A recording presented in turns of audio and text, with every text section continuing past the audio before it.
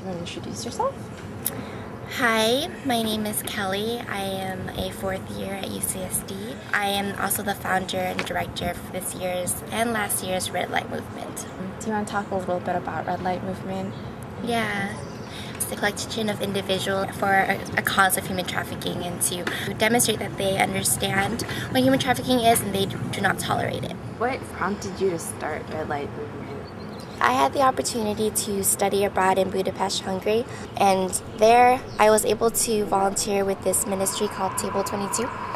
And every week, every Thursday, I remember the bash and just meeting these women who were trafficked. It was an eye-opener because I've heard about human trafficking at that time, but then to actually meet women who were trafficked was really hitting to me.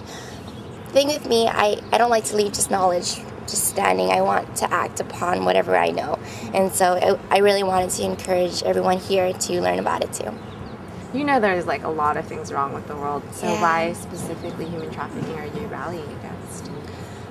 There are different forms of human trafficking. There's agriculture, domestic service, mail order brides, there's sex trafficking, and child labor. I think just upon learning about it, I grew so upset about it because there are so many people who are hurt there who are not given the opportunities that we are given. And so many of the times, like, I feel like we all take advantage of what we have.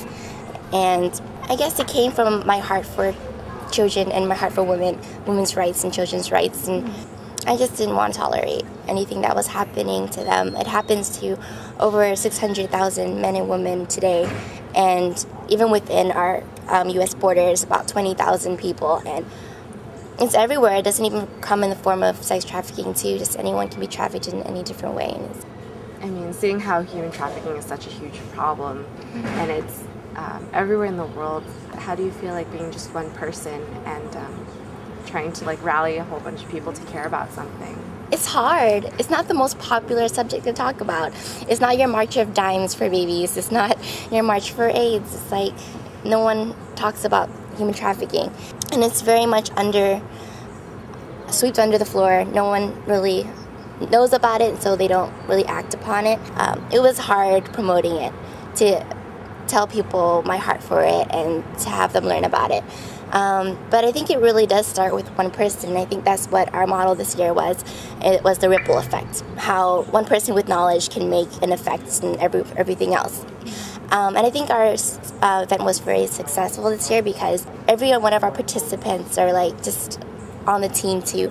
We're challenged with the question of what is human trafficking, what is my role in human trafficking, what can I do about it? And even though there are no concrete answers on what we can do, we're starting to question our role in it and using our education, and I think that's so key. Small things will add up. Do you ever worry about sort of not actually knowing the truth, and does that ever like scare you, or are you kind of...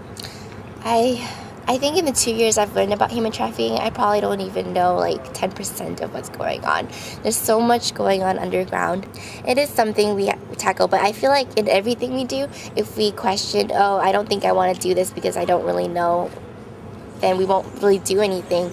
Then I think if I only know 10%, then I'll act on that 10%. And I'll admit that I don't know everything, but I'll also admit that I want to learn more. So you're still hoping for continued Red Light Movement events? That'd be really cool because I don't think San Diego's done learning about human trafficking. I don't think the rest of the world is done knowing about it.